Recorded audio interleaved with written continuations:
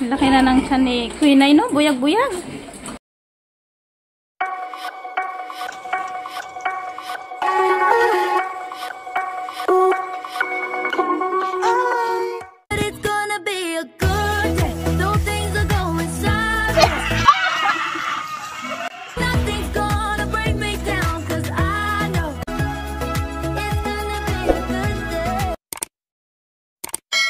Good morning mga kapigi! Welcome to Clarita Farm.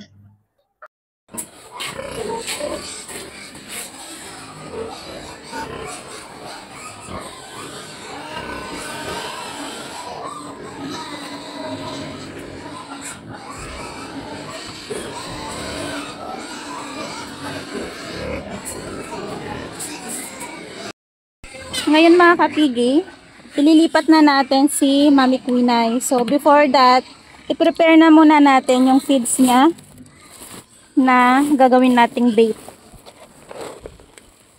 So yan, lactating feeds to.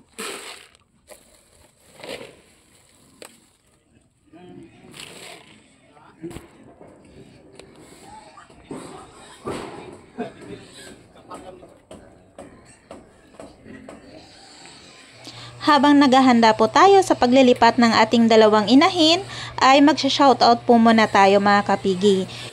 Shoutout po kay Christopher Kalatay, kay Sas Noah, the Hog Father. So ang sabi niya po ay malaki na daw po yung baboyan natin. So maraming salamat po.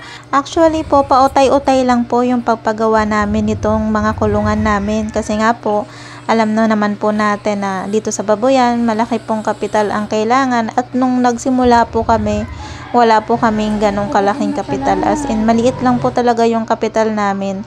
Nagsimula lang po ako sa isang inahin at doon lang po namin napalago yung aming baboyan. Shoutout din po kay Julian, kay Benji, ang mini farm, kay Roderick Maglaya. So ang sabi niya po ay sana din po makapag-invest din siya ng lupa para sa pangarap niyang farm. So kaya mo po yan, sir. So kailangan lang po talaga focus tayo sa ating pangarap. Shoutout din po kay Fats TV Vlog. So meron din po siyang YouTube channel. Taga Bicol po kami, sir. And shoutout din po kay Angelito Maroto. So, thank you po sir sa advice nyo po na lagyan ng division yung aming tapunan ng poops. Actually po yun yung first plan namin, kaso nga po na-realize namin na madami po kasi kaming fattener. So, madali po yun mapupuno. Kaya napag-desisyonan namin na gumawa na lang na panibago after 2 months. And last but not the least, shoutout po kay Josebel Ablution. So, ma'am, ang feeds pong ginagamit ko ay dalawang klase po. May ginagamit po akong Uno feeds at yung isa naman po ay Vast or Target feeds. Sa mga hindi ko po na shoutout, pakiabangan na lang po mga kapigi sa mga susunod kong videos.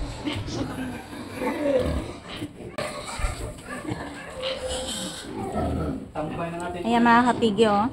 So lagyan na rin natin dito ng feeds para mamaya alam na ni Queen ay kung saan siya pupunta. So yung crates niya ay bakal.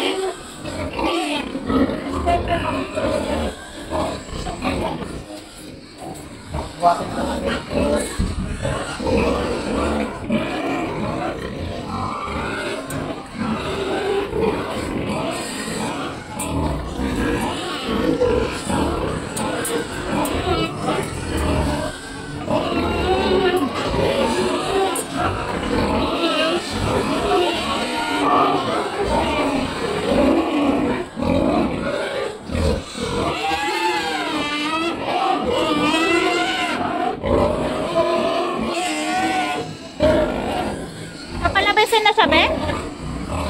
Kapalabasin.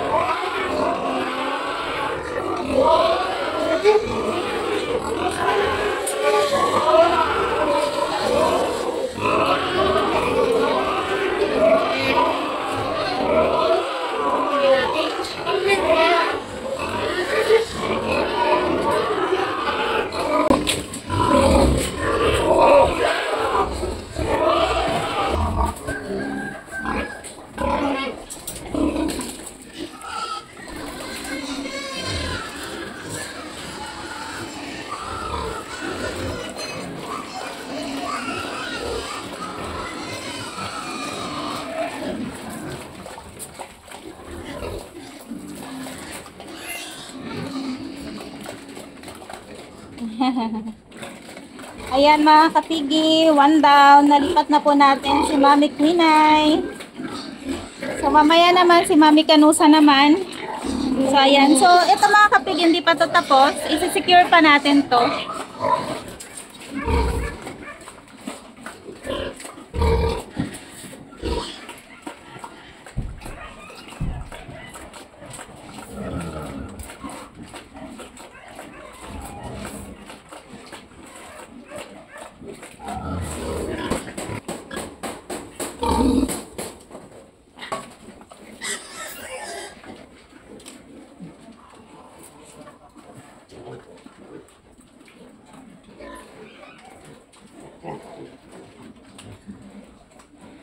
Laki na ng tiyan ni Quinay, no? Buyag-buyag.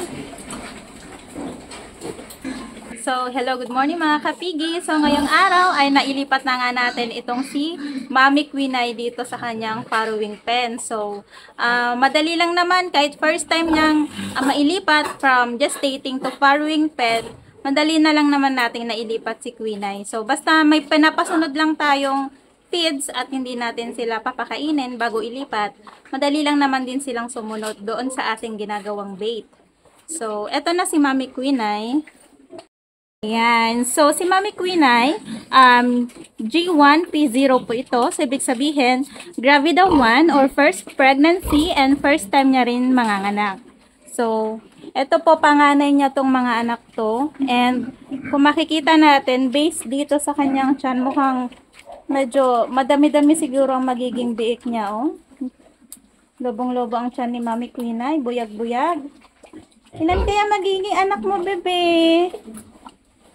So, dito sa magiging anak ni Quinay, dito po tayo kukuha ng magiging future inahin natin na pandagdag dito sa ating inahin forces. So, sa ngayon po, mayroon tayong 6. So, depende po sa magiging anak ni Quinay kasi magse-selection pa po tayo niyan habang biik pa sila. So, meron pang selection process na mangyayari.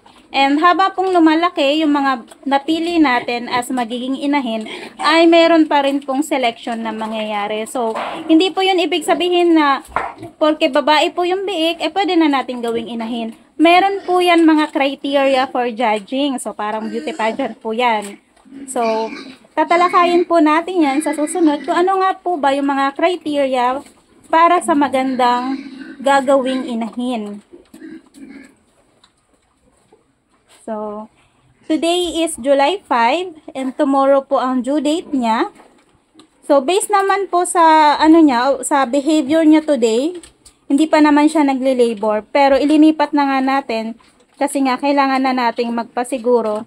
Dapat nga 1 week before ng due date, nailipat na yung ating inahin from gestating pen to farrowing pen. Kaso nga lang, na-delay lang tayo ngayon kasi mayroon tayo mga pina-repair dito sa farrowing pen. So, buti na lang at hindi maagang nanganak si Quinay. So, naihabol pa. Pero mamayang gabi, mag-i-start na po kaming magbantay. Kasi first time nga nito ni Mami Quinay manganak. Tanggalin lang natin ito. First time nga ni Mami Quinay manganak and hindi pa natin kabisado kung maaga or sakto sa araw or delayed ba siyang manganak. So, kakabisaduhin pa lang po natin itong si Mami Quinay. Kada inahin po kasi meron silang kanya-kanyang behavior sa panganganak. So, iba-iba po sila.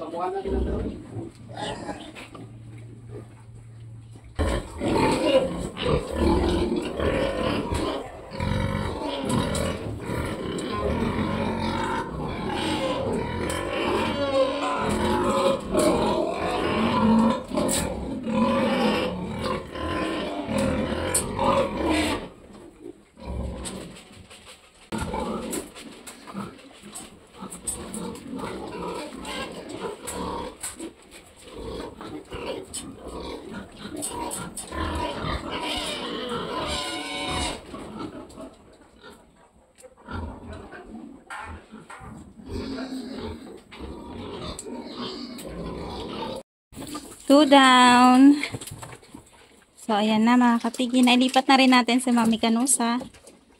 So, si Mami Kanusa sobrang bilis lang talaga mailipat. Asan? Ayan. So, sanay na kasi to siya mga kapigi na naililipat si Mami Canusa. So, pang ano niya na to eh. Pangatlo niya na tong beses na manganganak.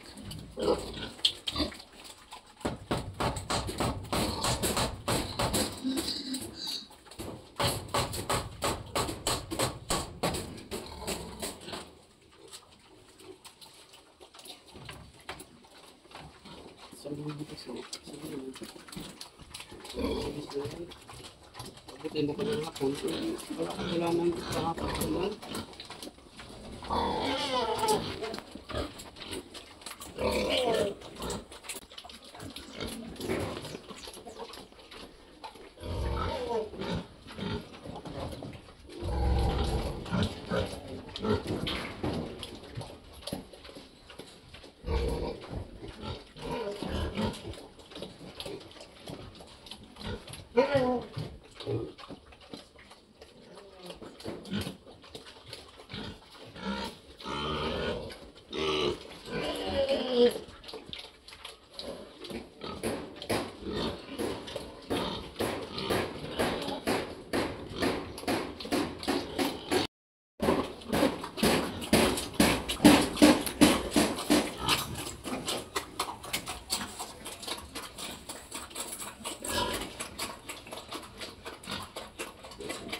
Magpapaligo po tayo ng inahin na malapit ng mga anak.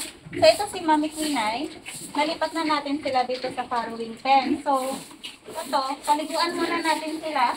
Sabunin yung buong katawan.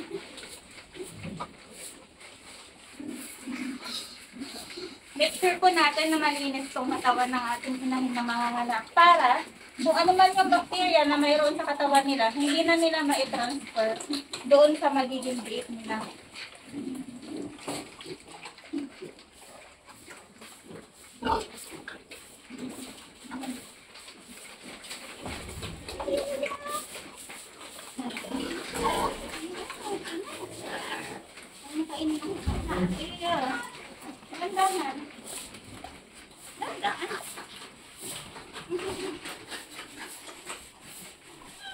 Special na kapigi dito sa dede niya, dapat i-brush natin ng maigi. Kasi dito sususo yung mga biik niya. So dapat, ano man mga dumi, mga poops na nakadikit dito, dapat ay matanggal natin. And then dito sa porta ng inahin natin. At itinransfer na din natin mga kapigi itong mga biik na nasa crib. Linipat natin dito sa isang kulungan na pina-extensionan natin. So humiram muna tayo ng isang crib doon sa aking kapatid para doon muna ilagay itong 6 na biik na ito. Kasi kailangan talaga itong mabakante para kapag nanganak itong si Mami Quinay at si Canusa, mayroon tayong paglalagyan ng mga biik nila. At hanggang dito na lamang po ang aking video. Abangan nyo po sa susunod kung ilan po ang magiging anak ni Mami Quinay at ni Canusa. Maraming salamat po. Happy farming!